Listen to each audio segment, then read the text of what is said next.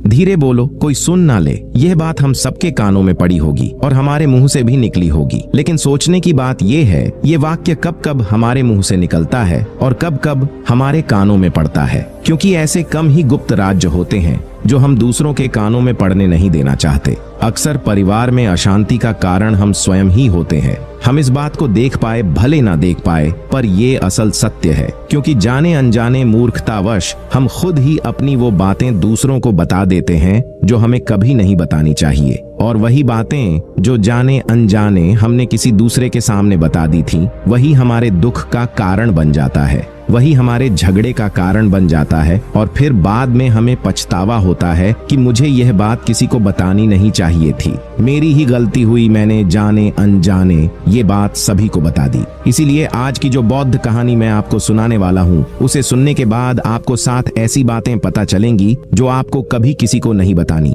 ये जो 7 बातें हैं जो आपको किसी को नहीं बतानी है, क्यों नहीं बतानी, इसके पीछे का तर्क भी मैं आपको दूंगा। और इन 7 बातों के अलावा अगर आपको लगता है कि कोई बात ऐसी है जो मुझसे छूट गई या मैं नहीं बता पाया, तो कमेंट सेक्शन में जरूर बताना। इससे पहले कि आप इस बौद्ध कहानी में खो जाए, इस चैनल को सब्सक्राइब जरूर कर लें। तो चलिए दोस्तों, कहानी शुरू करते हैं। एक समय की बात है, एक नगर में एक नौजवान युवक रहता था। वो युवक बहुत गरीब था। 2 वक्त की दाल रोटी भी बड़ी मुश्किल से उसको नसीब होती थी। किसी काम की तलाश में दिन रात खोज करने पर भी उसे कोई काम नहीं मिल रहा था। फिर एक दिन उसने अपनी पत्नी के सामने अपनी सारी समस्या बता दी। उसने अपनी पत्नी को कहा कि मैं जिस जगह भी काम मांगने के लिए जाता हूँ, तो हर कोई मुझे यह कहकर काम नहीं देता कि हमारे यहाँ काम की जरूरत नहीं है। मैं काम की तलाश कर करके थक चुका हूँ। मुझे समझ नहीं आता कि मैं तुम लोगों का पेट कैसे भरूंगा, अपने बच्चों को कैसे पालूंगा, और ये चिंता मुझे दिन रात खाए जा रही है। यह सुनकर उसकी पत्नी ने कुछ सोचकर कहा,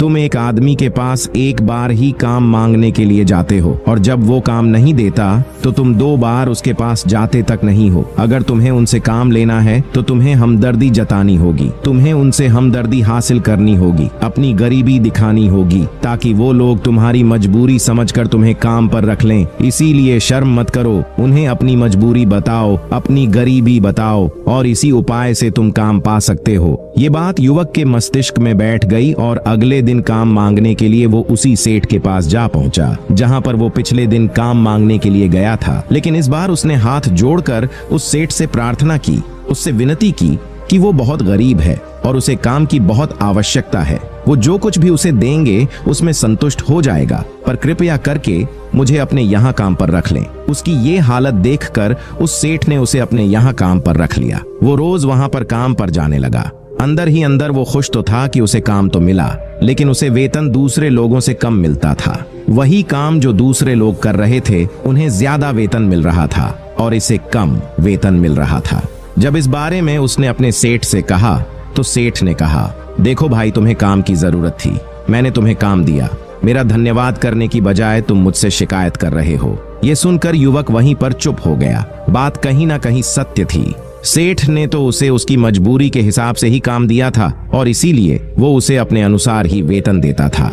लेकिन धीरे धीरे उसने ये बात अपने सगे संबंधियों और अपने दोस्तों को भी बताना शुरू कर दी। उसका सेठ कैसा आदमी है और उसे कितना वेतन देता है।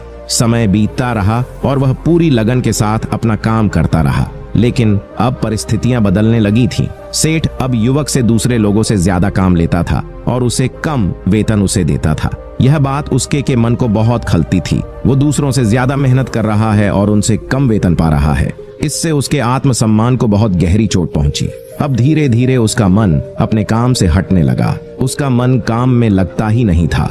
जाहिर सी बात है कि ऐसी जगह किसका मन लगेगा जहां आदमी को अपने आत्मसम्मान के साथ समझौता करना पड़े। इसीलिए जल्द ही उसने अपना काम छोड़ दिया और वो घर पर आकर खाली बैठ गया। अब उसके पास घर का खर्चा चलाने के लिए भी पैसे नहीं बचे थे। इसीलिए उसने अपने सगे संबंधियों और अपने दोस्तों से सहायता मांगने शुरू की। लेकिन उसके दोस्त उसके सामने तो उसे दया का पात्र समझते थे, उसे दिलासा देते थे, लेकिन पीछे से उसका मजाक उड़ाते थे। वो कहते हैं कि कितना बेवकूफ है, सेठ ने इतना काम लिया और बेचारे को पैसे भी नहीं दिए। अरे हम इसको पैसे दे दें तो ये कल हमारा भी पैसा वापस नहीं कर पाएगा। इसकी ऐसी हालत है, काम तो इसके पास कुछ है नहीं, पैसा कहां से लाके देगा। और इसी वजह से युवक की हालत दिन ब दिन खराब होती जा रही थी। अब वो दिन रात तनाव में रहने लगा था। वही दोस्त, वही सगे संबंधी जो उसके अपने होने का दिखावा कर देते, वो उसे दया का पात्र समझ रहे थे। उन्हें उसके ऊपर तरस आ रहा था। सब लोग आकर उसे ज्ञान तो बहुत देते थे,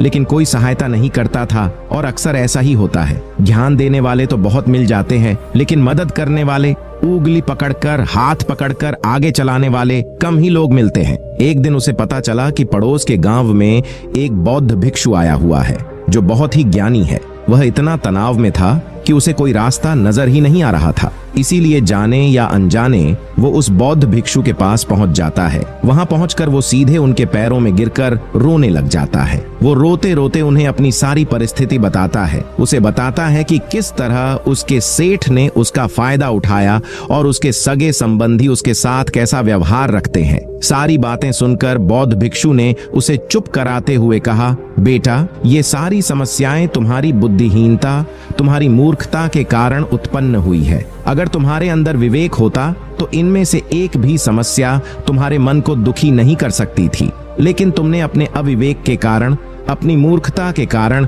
खुद ही अपने रास्ते में कांटे बिछा दिए। आज मैं तुम्हें 7 बातें बता रहा हूँ जो भूल कर भी किसी को मत बताना, और इन बातों का अनुसरण करते हुए तुम बाहर से मिलने वाले दुखों को दूर कर ही सकते हो जो बेवजह दुनिया की वजह से तुम्हारे अंदर पनपते हैं। पहली बात जो किसी को नहीं बतानी चाहिए वो है अपनी मजबूरी। अपनी मजबूरी का दिखावा करके दूसरों का दया पात्र बनके उनकी सहायता लेने की गलती कभी मत करना। हो सकता है कि आज वो तुम्हारी मजबूरी देखकर तुम्हारी सहायता कर दें, लेकिन कल वो तुम्हारा फायदा उठाने से भी नहीं चूकेगा, और अगर फायदा भी नहीं उठाया तो दूसरों के सामने तुम्हारा मजाक बनाने में वो आदमी कभी नहीं चूकेगा। इसीलिए कभी भी अपनी मजबूरी का दिखावा मत करो। अगर घर में 2 रोटी है, सूखी रोटी है, तो वही खाकर सो जाओ, लेकिन दूसरों को इसके बारे में भनक तक नहीं लगनी चाहिए। जरा आप खुद सोचो, मजबूरी बताने का क्या मतलब होता है? एक इंसान का या तो वह दूसरों से सहानुभूति हासिल करना चाहता है या उनसे कोई आर्थिक मदद चाहता है।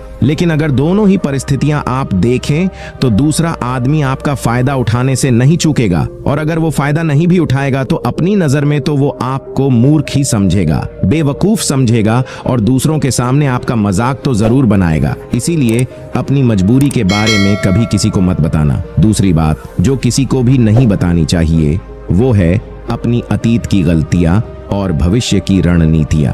जरा सोचो कि अगर हम अपने अतीत की गलतियां किसी दूसरे को बताते हैं तो उसका क्या प्रभाव होगा? वो गलतियां ठीक तो नहीं की जा सकती, जाहिर है, तो उन्हें बताने का क्या मतलब रह जाता है? आप अपने अंधेरे पक्ष को खुद दुनिया के सामने बता रहे हो, खुद अपनी गलतियां दूसरों के सामने बता रहे हो। इससे उस आदमी की नजर में आपका एक चरित्र गठित हो जाएगा और वो भविष्य में हमेशा आपको उसी नजरिए से देखेगा। इसीलिए किसी भी आदमी की नजर में अपना चरित्र गठित मत होने दो। और जरा सोचो कि आप व्यर्थ में ही अपने भविष्य की रणनीतियां दूसरों के सामने बता रहे हो।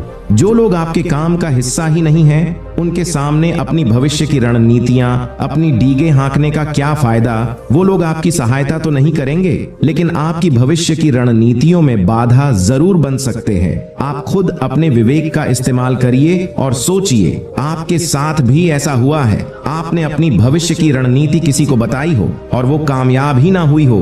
जरूर हुआ होगा, जरा गौर से सोचिए। तीसरी बात जो किसी को नहीं बतानी चाहिए वो है अपने घर की बातें। जो भी हमारे घर के अंदर आपस में बातचीत होती है, हमारे माँ बाप के साथ, हमारी पत्नी के साथ, हमारे बच्चों के साथ, वो बातें परिवार तक ही सीमित रहनी चाहिए। अगर आप इन बातों का दूसरों के सामने ढिंढोरा पीटते हो तो दूसरों को आपके घर में घुसने का एक मौका मिल जाता है और वह इसका फायदा उठाने से कभी नहीं चूकेंगे। वो आपके परिवार के सदस्यों को आपसे दूर लेकर जाने की कोशिश करेंगे। अक्सर ऐसा होता है, हम समाज में देखते हैं।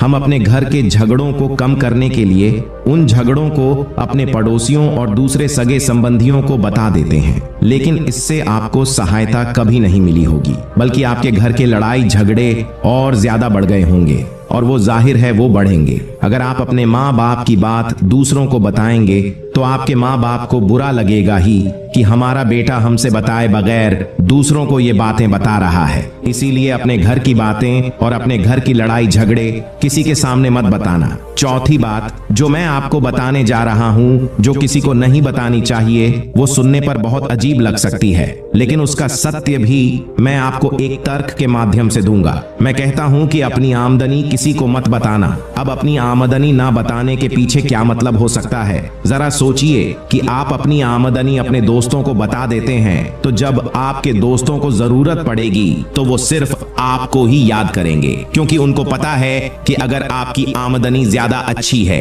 तो आप भी उनकी मदद कर सकते हैं, और इसीलिए ज्यादा लोग आपसे सहायता मांगेंगे।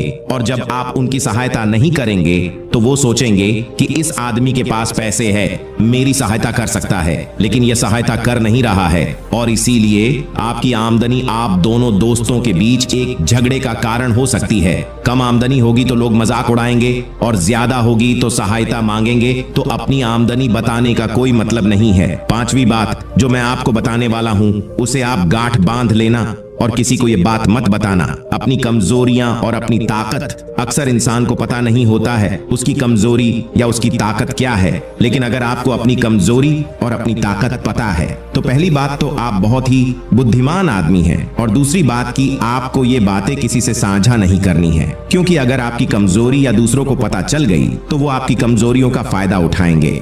अगर आपकी ताकत पता चल गई तो वही ताकत आपकी कमजोरी बन जाएगी, क्योंकि वो ताकत दूसरे आदमी को पता है। अपनी कमजोरी और अपनी ताकत अपनी पत्नी या अपने पति को भी नहीं बतानी चाहिए, क्योंकि इसके बाद आपको घर में उनसे हमेशा दबके रहना पड़ेगा।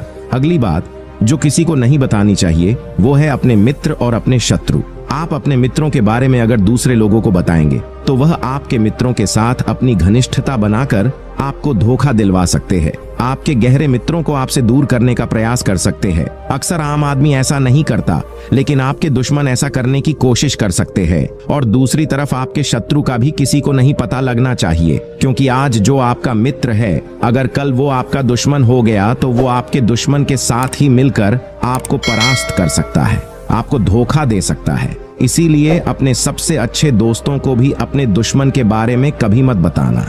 अगली और आखिरी बात कहना चाहता हूँ, जब तुम दान करते हो तो दान के बारे में भी किसी को मत बताना, नहीं तो दान करना व्यर्थ हो जाता है, बेकार हो जाता है। जब आप अपने दान का ढिंढोरा पीटते हो तो आप ये बता रहे हो कि मैं कितना बड़ा दानी पुरुष हूँ, और ये आपके अंदर एक अहंकार निर्मित करेगा। इसीलिए दान गुप्त रूप से किया जाए उतना ही अच्छा होता है, उतना ही फलदायी होता है। जब आपका बायां हाथ दान कर रहा हो तो दाएं हाथ को बिना पता चले कि बायां हाथ दान कर रहा है। ये 7 बातें जो बौद्ध भिक्षु ने युवक को बताई, इनमें संसार के सभी सिद्धांत छिपे हुए हैं। इन बातों का अनुसरण करते हुए आप अपने घर में सुख शांति बना सकते हैं और घर के झगड़े हमेशा के लिए दूर कर सकते हैं। आप इन बातों के बारे में अपने विवेक से भी सोचेंगे तो आपको यह बातें सच मालूम पड़ेगी। दोस्तों, हमारा कहानी सुनाने का मकसद यही है कि आपका विवेक जागृत हो। आप खुद उन बातों के बारे में सोचें जो हम आपको बता रहे हैं। अगर हम गलत हैं तो आप कमेंट सेक्शन में वो बात जरूर बताएं जिस पर हम गलत हैं, और इनके अलावा भी अगर आप कुछ जानते हैं तो उन बातों को भी कमेंट सेक्शन में जरूर डालें। धन्यवाद।